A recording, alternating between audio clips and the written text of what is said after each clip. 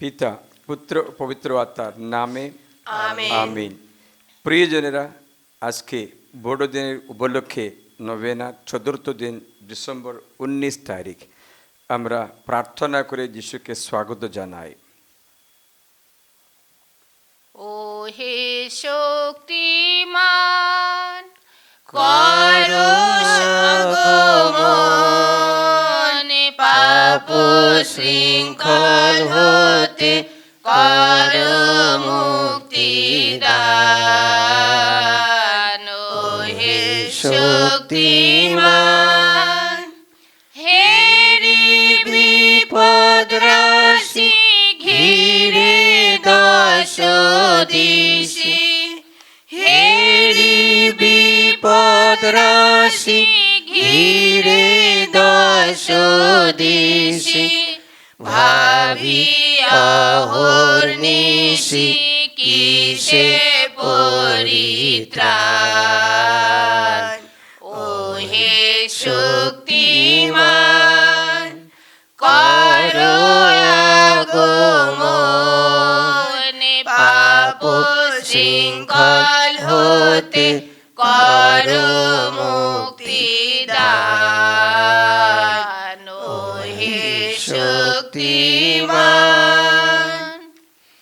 আসবেন প্রভু, আসবেন রাজা, ইয়েশু করে পূজা তার। আসবেন প্রভু, আসবেন রাজা, এসো করি পূজা তার। আনন্দ করো সিয়ন কন্যা, করো উল্লাস জেরুসালেম কন্যা। দেখো আসবেন প্রভু মহান, ছুটবে সেদিন আলোর বাণ। পাহাড় হতে ঝরবে মাধুরী, রোজবে দুধ মধু পাড়াবার। আসবেন আসবেন ভাববাদী প্রভুর, করবেন তিনি জেরুসালেম সংস্কার। আসবেন প্রভু, আসবেন রাজা, ইয়েশু করে পূজা তার। দাউদ বংশ হতে সিংহাসনে বসতে আসবেন মানব ঈশ্বর। দেখবে সবাই দেখবে, হবে সবার হৃদয়ে আনন্দ পারাবার। আসবেন প্রভু, আসবেন রাজা, ইয়েশু করে পূজা তার। আসবেন আসবেন ইসরায়েল সাধু, তিনি মোদের রক্ষী প্রভু। শোভে শিরে রাজার মুকুট, সাগর হতে সাগর পার, নদী হতে ধরার সীমানায় রাজের রাজ্য তার। আসবেন প্রভু, আসবেন রাজা, ইয়েশু করে পূজা তার। দেবেন দেখা প্রভু মোদের, নহে কথা মিথ্যা তার। হলে বিলম্ব তার যাবকাল প্রতীক্ষায়, তিনি আসবেন আসবেন, হয় না কভু দেরি তার। আসবেন প্রভু, আসবেন রাজা, ইয়েশু করে পূজা তার। হবে প্রভুর অবতরণ, হয় যথা কোমল তৃণ পরে বাড়ি বরিশন। প্রভুর দিনে আসবে ধরায় ন্যায়ের প্লাবন, হবে শান্তি শ্রাবণ। পুজিবে তারে বিশ্বের রাজগণ, সেবিবে তারে ধরায় সর্বজন। আসবেন প্রভু, আসবেন রাজা, ইয়েশু করে পূজা তার।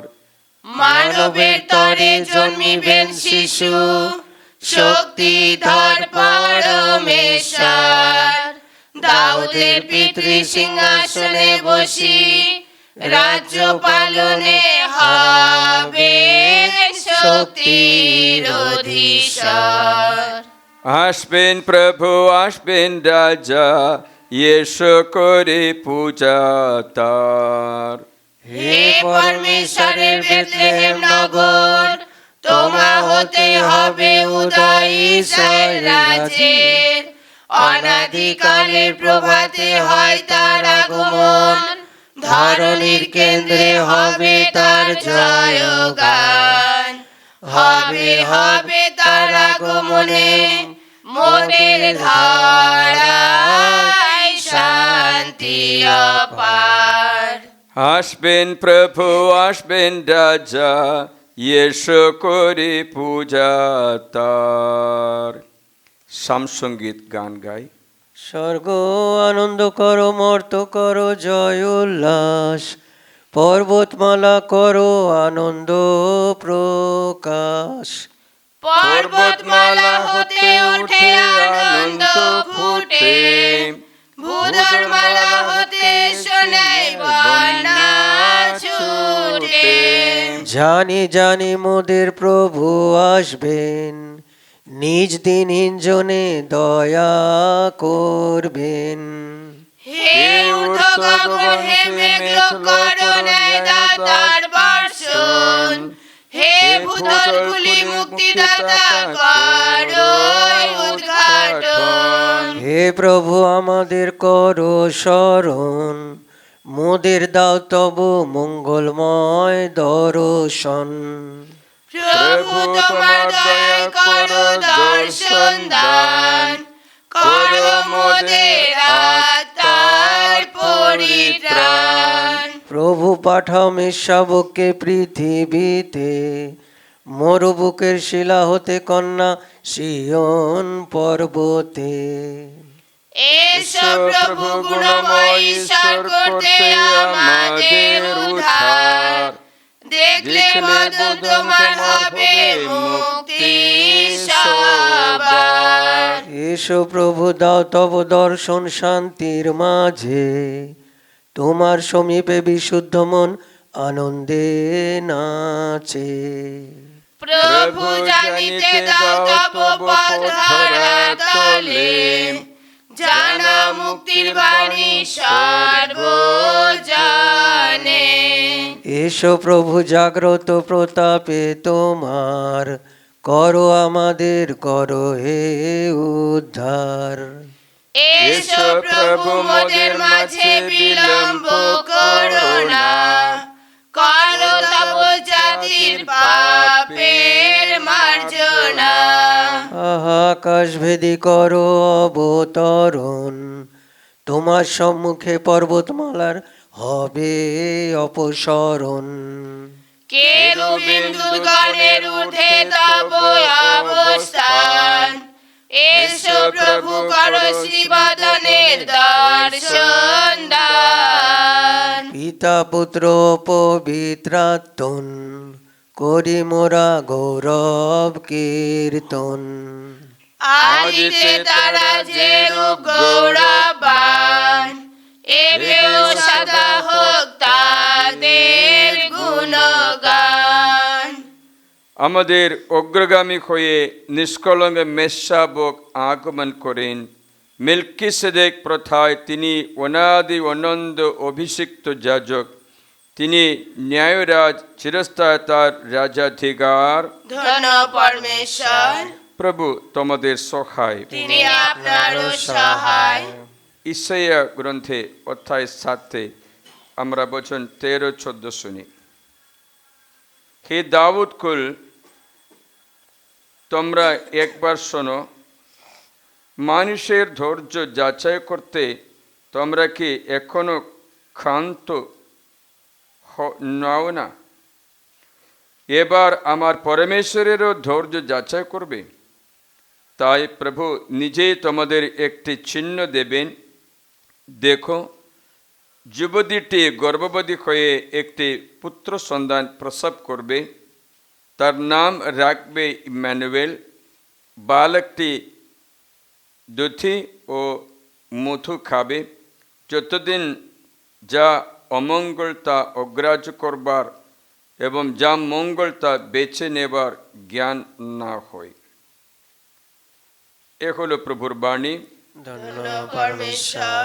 মতিরঞ্জিত মঙ্গল সমাচারে এই বচন উচ্চারণ করে যিশুর জন্মের উপলক্ষে স্বর্গদূত সাধু জোসেফকে স্মরণ করে দিচ্ছে। কুমারীটি গর্ভবতী হয়ে এক পুত্র সন্তান প্রসব করবে, তার নাম ইম্মানুয়েল রাখবে, ঈশ্বর আমাদের সঙ্গে। ইনি সমস্ত মানুষ তাদের পাপ থেকে উদ্ধার করবে। প্রিয়জনেরা, সবচেয়ে গুরুত্বপূর্ণ বিষয় এই যে মতিরঞ্জিত মঙ্গল সমাচারে অধ্যায় 1 বচন 21, সেখানে এই বচন মতি আমাদের জানাচ্ছে, দেখো একটি পুত্র সন্তান প্রসব করবে, আর তুমি তার নাম যিশু রাখবেন, কারণ তিনি নিজের জনগণকে তাদের পাপ থেকে ত্রাণ করবেন। সমস্ত পাপের মোচন দেওয়া একজন। আমরা তো জানি পাপের বেদন হচ্ছে মৃত্যু।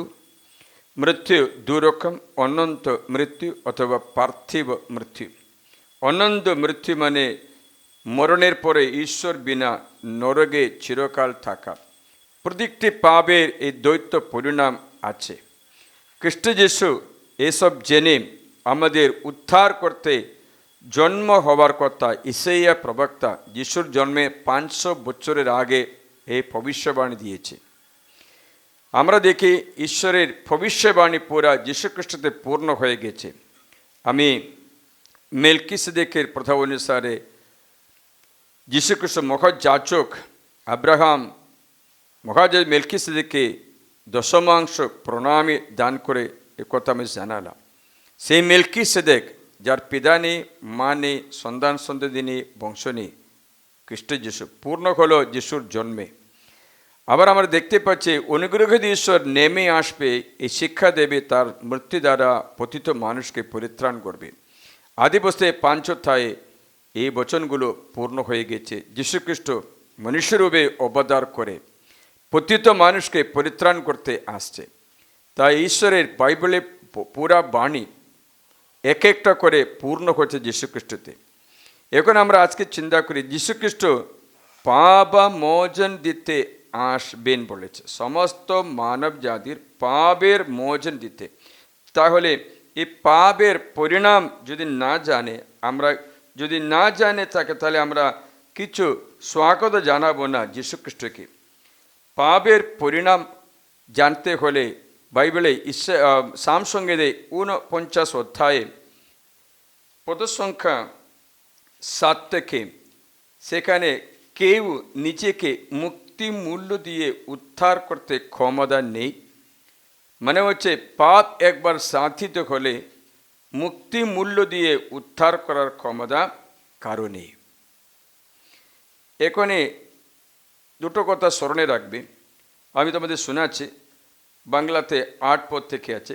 কেউ তো মুক্তি মূল্য দিয়ে নিজেকে মুক্ত করতে পারে না, কেউ পরমেশ্বরকে দিতে পারে না কো নিজের মুক্তি মূল্য, বেশি তো নিজের প্রাণ মুক্তির মূল্য চিরজীবী হবার জন্য, মানে হচ্ছে অনন্ত জীবনের জন্য, সেই গহ্বর না দেখবার জন্য, গহ্বর মানে নরক না দেখবার জন্য, তা কখনো যথেষ্ট হবে না। নরকে না যাওয়ার জন্য, অনন্ত জীবনের জন্য মুক্তি মূল্য দিতে কারো ক্ষমতা নেই। আপনারা জানেন মানুষ পাপ করে, করে না? করে। স্বর্গদূতও পাপ করে, করে না? করে। এই মানুষের পাপ এবং স্বর্গদূতের পাপের মধ্যে কি পার্থক্য আছে? এবার শয়তান ঈশ্বরের কাছে একটু প্রশ্ন করে কাঁদছে। প্রশ্ন এই যে, মানুষ যাকে তুমি নিজে প্রতিমূর্তিতে সৃষ্টি করেছো, কতবার পাপ করে, কতবার জন্ম থেকে মরণ পর্যন্ত পাপ করতেই চলে, কত নরহত্যা, কত গর্ভচিত্র, কত বেবিচার, কত আজ্ঞা লঙ্ঘন করতেই থাকে। কিন্তু আমি, শয়তান ঈশ্বরকে বলি, আমি জীবনে একটাই মাত্র ভুল করলাম।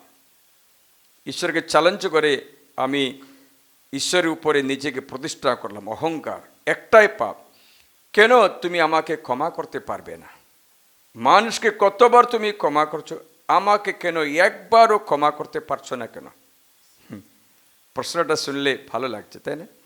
শয়তান তারপরে খানছে ঈশ্বরের সৃষ্টি তার দেখতে হবে।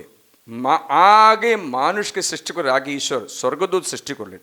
স্বর্গদূতের স্বভাব হচ্ছে এইটা, স্বর্গদূতের স্বাধীনতা আছে, ফ্রিডম আছে। একবার পাপ করলে সেই পাপ অনন্তকাল থেকে যাবে, মোচন নেই। স্বর্গদূতের পাপ একবার সাধিত করলে অনন্তকালের পাপ হয়ে যাবে, মোচন নেই। তার জন্য লেখা আছে স্বর্গদূত একবার পাপ করলে অনুতাপ করা অসম্ভব আছে। স্বর্গদূত একবার পাপ করলে অনুতাপ করা অসম্ভব। মানুষের কি অসম্ভব আছে? মানুষ পাপ করে মরণ পর্যন্ত অনুতাপ করতে সুযোগ আছে। একবার মরণ বরণ করলে মানুষের পাপে অনুতাপ করতে ক্ষমতা নেই। This impossibility of man and the impossibility of angels. Once angels sin, their sin is eternal sin. There is no repentance for that. There is no forgiveness for that. For man's sin, there is forgiveness. There is repentance up to his death. After death, it is impossible for man to repent. মরণের পরে অনুতাপ অসম্ভব, কারণ মরণের পরে এই পার্থিব শরীর আর থাকবে না। শয়তান কেন, স্বর্গদূত কেন অনুতাপ করতে পারছে না? কারণ এটা পার্থিব শরীর নয়, স্বর্গদূতের শরীর স্বর্গীয় শরীর আছে। স্বর্গীয় শরীর অনন্ত শরীর আছে, একবার সাধিত করলে অনন্তকাল থেকে যায়। উদাহরণ বললে, এখানে আমার কাছে একটা কাচের গ্লাস আছে। এই কাচের গ্লাস যদি আমি মাঠে জোর করে ফেলে দিই, টুকরো টুকরো হয়ে যাবে। আপনারা জানেন, টুকরো টুকরো হওয়ার পরে এটা মেরামত করতে পারবে? এক একটা পিস জয়েন করে একটা ক্লাস বানাতে পারবে? অসম্ভব আছে, ফেলে দিতে হবে, নাহলে ওকে গলিয়ে অন্য রূপটা বানাতে হবে। এটা আবার এরকম মেরামত করতে পারবে না। অন্য কোনো জিনিস ভেঙে গেলে, প্লাস্টিক ভেঙে গেলে মেরামত করতে পারে, অন্য কিছু ভেঙে গেলে মেরামত করতে পারে। এটা ম্যাটেরিয়াল, ও বস্তুর স্বভাব ওই রকমই আছে। স্বর্গদূতের স্বভাব ওই রকমই আছে। স্বর্গদূতের শরীর পার্থিব শরীর নেই, তাদের এক পাপ অনন্ত পাপ হয়ে যায়। মানুষের পার্থিব শরীর আছে বলে তাদের পাপের মোচন পাই, মরণ পর্যন্ত অনুতাপ করতে পারবো। তার জন্য দরজা খোলা আছে, মরণের পরে অনুতাপ নেই, অসম্ভব। প্রিয়জনেরা, এখন পাপের দ্বৈত পরিণাম জানতে পারি। একটা পার্থিব পরিণাম যে মৃত্যু, দ্বিতীয় পরিণাম যে অনন্ত মৃত্যু মানে নরক। এই অনন্ত মৃত্যু থেকে বাঁচানোর জন্য কারো ক্ষমতা নেই, কারণ মানুষ একবার পাপ করলে, পতিত হলে পরিত্রাণের সম্ভব নয়। তার জন্য ঈশ্বর পরিত্রাণ করতে মনুষ্যরূপে অবতার করেছেন, তা তো ক্রিসমাস বড়দিন। যদি তুমি তোমার অনন্ত জীবনের কথা ভাবো, তবে তুমি উৎসাহের সঙ্গে যিশুর আগমনের জন্য প্রতীক্ষায় থাকবে, মুক্তির দিনের জন্য। একবার মুক্তি সাধন করার পর যিশুর দ্বিতীয় আগমনের জন্য অপেক্ষা করবে। প্রিয়জনেরা, ইসাইয়া প্রবক্তা তার জন্য ভবিষ্যবাণী বলেছেন, আসবেন প্রভু রাজা, আসবেন রাজা অধিরাজ, অন্ধকার দূর করবেন, জোয়াল ভেঙে দেবেন, মুক্তি দান করবেন। সেই প্রবক্তা ইসাইয়ার বাণী পূর্ণ হয়েছে। কন্যা কুমারী গর্ভবতী হয়ে পুত্র সন্তান প্রসব করে। সেই কুমারী নিষ্কলঙ্ক ছিল বলে যিশুর মধ্যে জন্ম পাপ নেই। মা মারিয়া একমাত্র নারী যার অন্তরে জন্ম পাপ নেই। জন্ম পাপ থাকলে শয়তানের অবকাশ থাকতো, কারণ সমস্ত মানুষ পাপের অধীনে থাকলে শয়তানের দাসে আছে। তাহলে যীশুখ্রিস্টের মধ্যে পাপ আরোপ করতে হতো। তার জন্য যীশুখ্রিস্ট, ঈশ্বর খ্রিস্ট যিশুর ত্রাণ কর্মের পুণ্য আগে দিয়ে মা মারিয়াকে নিষ্কলঙ্কা ও মল্লভাবা করে সৃষ্টি করে তার গর্ভে যিশু জন্মগ্রহণ করেছে। খুব সুন্দর সংকল্প। আজ আমরা প্রার্থনা করি যেন আমরা এই যিশুর আগমন, যিশুর জন্ম আমাদের খুবই আনন্দ বিষয় হোক। একবার এব্রাহাম লিঙ্কনের মূর্তি দেখিয়ে একটা নিগ্রো মা তার বাচ্চাকে দেখিয়ে দিল, এই দেখো, এই এব্রাহাম লিঙ্কন আমাদের স্বাধীনতা দিয়েছে, আমরা দাস ছিলাম, আফ্রিকা দেশে কিনে নিয়ে এসে আমেরিকাতে ক্রতদাসের কাজ করানো বংশ ছিল এই নিগ্রো বংশ। নিগ্রোদের স্বাধীনতা দিতে আব্রাহাম লিঙ্কন ফ্রিডম দিয়েছে। তার জন্য আব্রাহাম লিঙ্কন ওরা খুব মানছে। মা বাচ্চাকে দেখাচ্ছে, দেখো ও মানুষের কারণে আমরা স্বাধীনতা পেয়েছি, ফ্রিডম পেয়েছি, ইকুয়ালিটি পেয়েছি, ওকে স্মরণ করো। আমি আজকে তোমাদের স্মরণ করে দিচ্ছি, দেখো এই মানুষের স্মরণ করো, মনুষ্যের অবতার করা এই ব্যক্তি আমাদের স্বাধীনতা দিয়েছে, মুক্তি দিয়েছে শয়তানের বন্ধন থেকে। সেই দিন হচ্ছে আমাদের জন্য বড়দিন, ক্রিসমাস। তাই আমরা অপেক্ষা করি, প্রত্যাশা করি এবং প্রার্থনা করি। প্রার্থনার সঙ্গে যিশুর আগমন আমরা স্বাগত জানাই।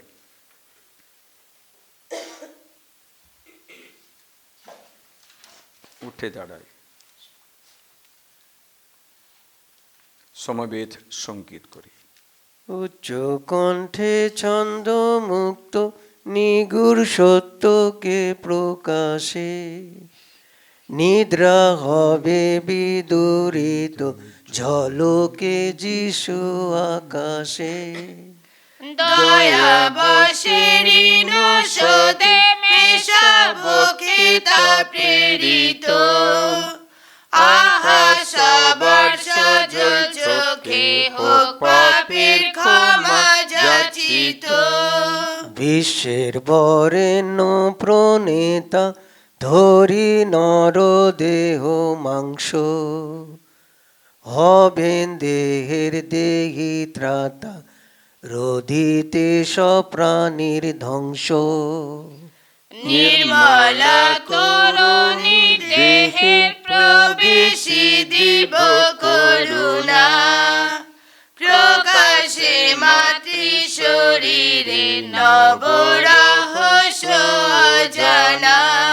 মারিয়া লোভী দিববর ধরিলেন ঈশ্বরের তনয়, তাহার বিশুদ্ধ কলেবর হলো পরমেশ্বরের আলয়। স্বর্গীয় তৃতীয় মহিয়ান পিতা পুত্র পবিত্রতা, করিব চির গৌরব গান গাহিব তাদের মহিমা। আমেন। 19 ডিসেম্বর। হে জেসে বংশজাত বংশজাত মূল, তুমি জাতি সকলের নির্দেশক, তোমার সম্বন্ধে রাজাগণ বিষয়ে নির্বাক হবেন। পরজাতিরা সবিনয়ে তোমার নিকট বলবে, তুমি আমাদের মুক্তি দান করতে এসো, আর বিলম্ব করো না প্রভু। প্রাণ আমার পরমেশ্বরের মহিমা গায়, নাচে হৃদয় ত্রাতা প্রভুর প্রেমের প্রেরণায়।